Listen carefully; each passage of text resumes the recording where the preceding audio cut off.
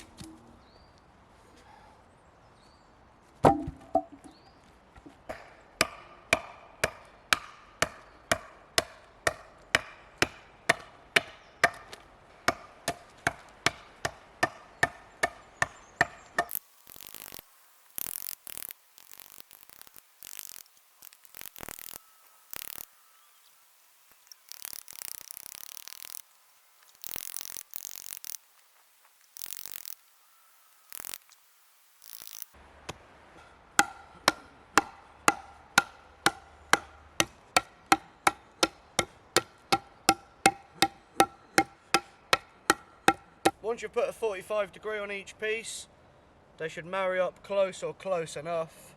What I'm going to do is put some saw cuts along the top, just to hold the cordage a little better. And once that's all tied up and tight, that'll be spot on.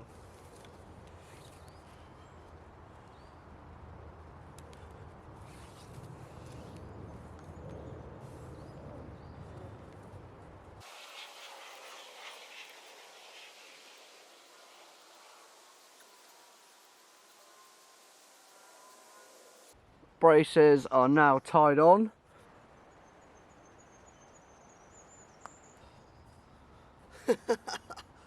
Oh, that's the one. One of the cool things about beech trees, when it's early to mid-spring like this, and the leaves are quite pale in colour, they make a great little snack. And you can add them to salads, or whatever else you want to do. But yeah.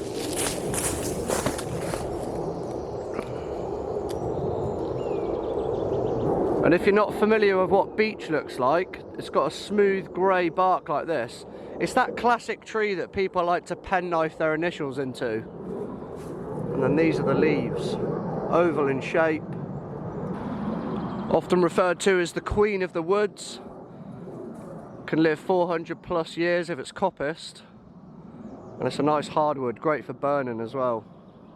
Oh, look at all these cramp balls under here.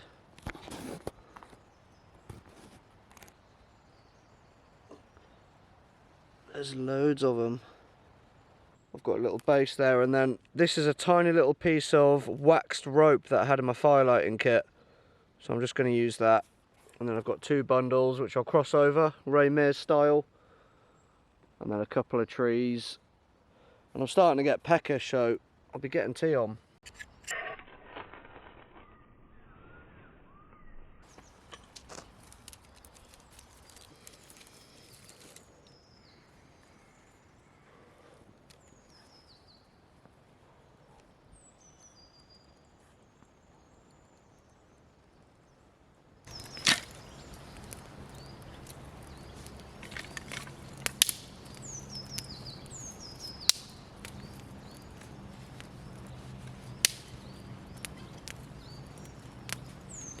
We're camping now. That's how you know when the fire's on. If you're not on the hills.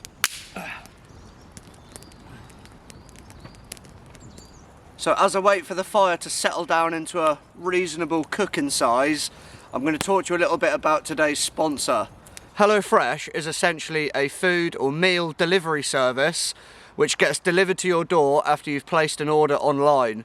What you basically do is go on there and select how many people that you want to cook for, how many meals you want, and what day you want it delivered. It's easy to get stuck in a bit of a cooking rut where you kind of start using the same ingredients or you start using the same meals and you lose a bit of inspiration and you work hard, you come home late, you haven't got time to go to the shop, or you can't be bothered to go to the shop. It's nice to come home and just have a box on the door full of all the fresh ingredients that you need for your meals, and all the ingredients are pre-portioned.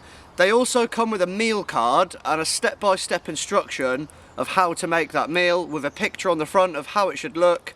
Tonight I'll be cooking beef mince and potato keema with mango chutney and naan bread. And if you think about it, it's great for us wild campers too, because there's no wastage of ingredients. Everything's pre-measured, so you're not left with all this extra stuff that you've got to take back. I really rate it, I honestly do.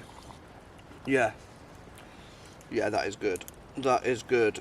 Little faff, maximum flavour. I've got a bottle of red wine to drink. Someone's about to get a little tipsy. It's me. I can assure you it won't be a late one. Or maybe it will. Maybe I'll get smashed and just party on, Wayne. Look how pale I look. I'm going to let my tea go down. Just come back from the Peak District. It was a bit of a stealthy one. I was in my pop-out bivvy and then I just chucked my tarp over the top. But yeah, it was a wicked time. Beautiful scenery there. There's a waterfall as well. I'm just going to put some clips together. Enjoy.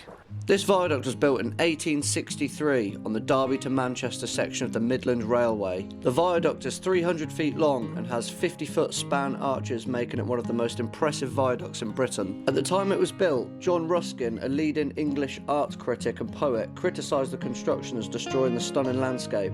However, the scenic beauty of this stretch of line was one of the railway's selling points. Visitors have enjoyed this part of the countryside for over 150 years. The area has great geological history, as it was eroded by glacial meltwater during the last ice age, forming this gorge through layers of limestone deposited 330 million years ago, obviously depending on your beliefs. As you travel further west along the trail towards Woo Dale, look out for successively older layers of limestone dating approximately 335 million years in age. And here is the entrance to Headstone Tunnel, which goes through the hillside for quite a while. Well, down there is where we're going. I'm going to aim for that little patch of trees down there.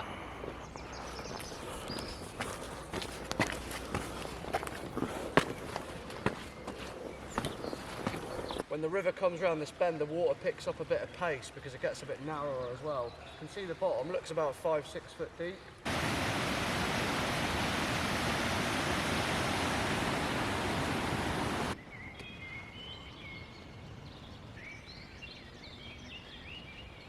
I've moved down the dale to this epic waterfall which is behind me, and a really cool footbridge which is there. Nice spot, really nice spot. I've never been here before, it's been on my list for a while, so here I am, ticking it off. I just bumped into an older guy out walking his dog, and his dog had a pretty cool name. It was called Bracken. He basically just gave me a heads up and said, be careful if you're thinking of camping down here, mate, because apparently the wardens patrol it quite often, and in the night as well. So I found myself a sneaky little spot. I didn't say where I was going to be going or anything like that. We had a nice chat, to be fair. Stood and chatted to him for about 10-15 minutes. I just walked off to take some pictures of the viaduct and left my bag behind a tree, and I was only gone about 4 or 5 minutes, and when I come back he was stood there with his dog, and I said to him, oh, I'm guessing you're wondering whose bag that was. He thought someone had just forgotten it. And then, yeah, he just gave me the heads up. So if I spin you round, you won't even be able to see the setup, but where this oak tree is here, that's where the old footpath used to be that's overgrown behind them bushes. So you can't see anything from here. I should be tucked away in there tonight, should be alright. I'm going to wait till later on. I've brought my bush box with me and I've brought a bit of kindling, so I'm not taking anything from the environment here. I'm not having a ground fire, it'll be in my bush box.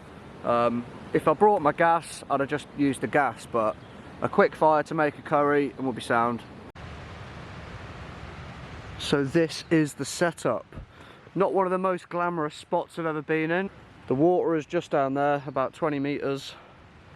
And I thought this might be a good little path. I don't think anyone will be coming up here at night. So we should be good. And this little pop-up bivvy.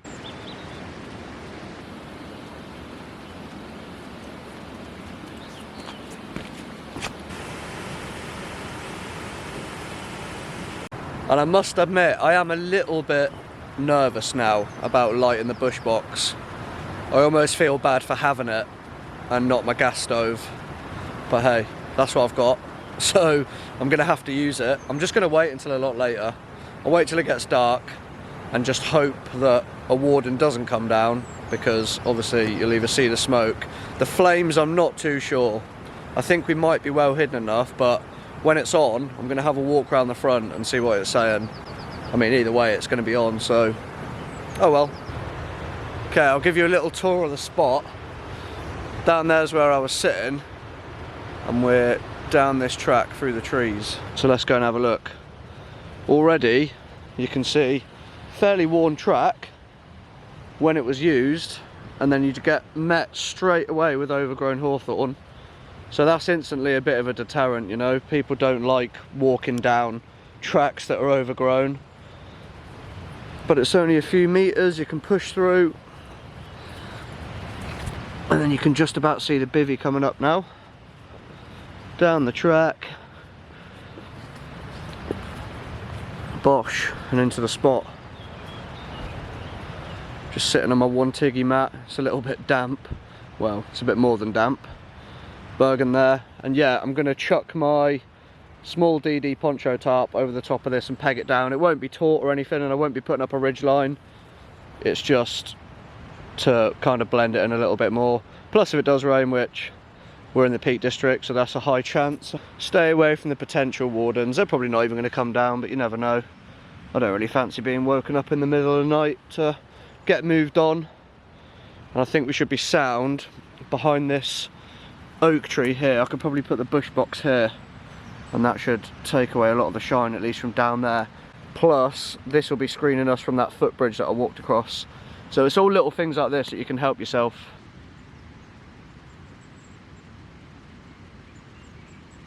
With this bush box, it'll only be on to cook the food. I'm not going to run it all evening, and I'm not going to have big flames either. I'm just going to get it going, let it die down a little bit, add the odd bit of kindling just to keep it ticking over. I'm just going to one pot cook it on the top, bosh. Going pretty basic on the curry. I've got some mini chicken fillets, some finely chopped tomatoes, basmati rice, mild chili powder, coriander, onion, Greek style yogurt, garlic, Patak's medium spice paste, some garlic and coriander naans, and then some eggs to boil in the morning. I'm really happy with the spot. I mean, I've got loads of woodland back home. There's loads of places I can go and do woodland camps, but not a lot that have a good river running through them. I know this isn't really the woods, but we're in a nice valley. Hills, obviously, something I don't get, as I say all the time. East Anglia's like flat as out. It's like a flipping pool table. It's like Welsh slate. So yeah, stoked to be here, man. Proper cool spot. All right, let's get this tarp over it.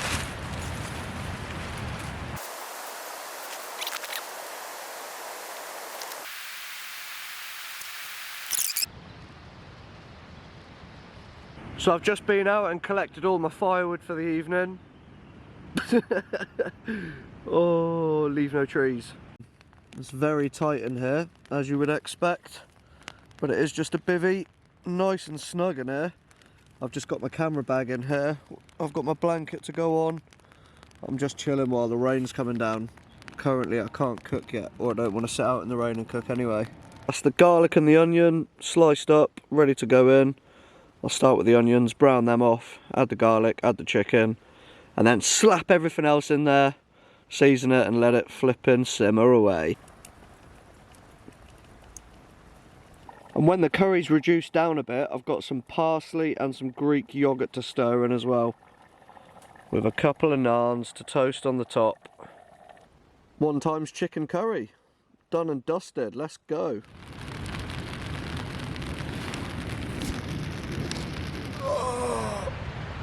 Still waking up. Morning. zero issues in the night, it was all good, but it didn't stop raining until about 4 o'clock this morning. I've just got up, as you can see, about 10 minutes ago, and it's about 6:30. I'm not going to waste much time in packing down and then skedaddling out of here, just because I'm going to go and meet my brother in Liverpool today, because that's where he lives. He's at university there, and yesterday was his last day of his second year. So I'm going to go over, spend a couple hours with him, and then we'll go camping again tonight.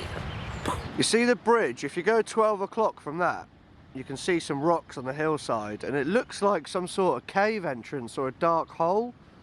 And now I've seen it, I've got to go and check it out, so let's go. Pretty steep. Whew, well, this is the dark patch that I saw from the bottom of the hill. Can't confirm there's an out there.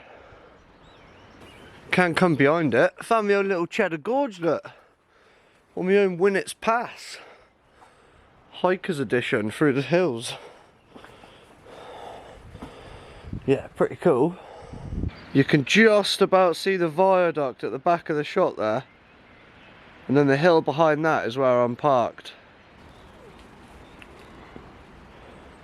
And if you flattened it off a bit, you'd be able to camp in here. Look at these two trees just chilling, growing in here, protected by the rocks.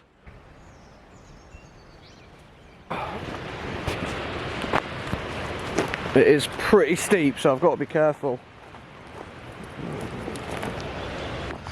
I'm back into camp.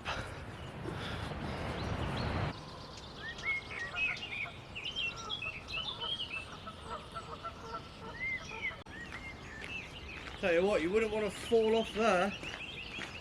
Good night.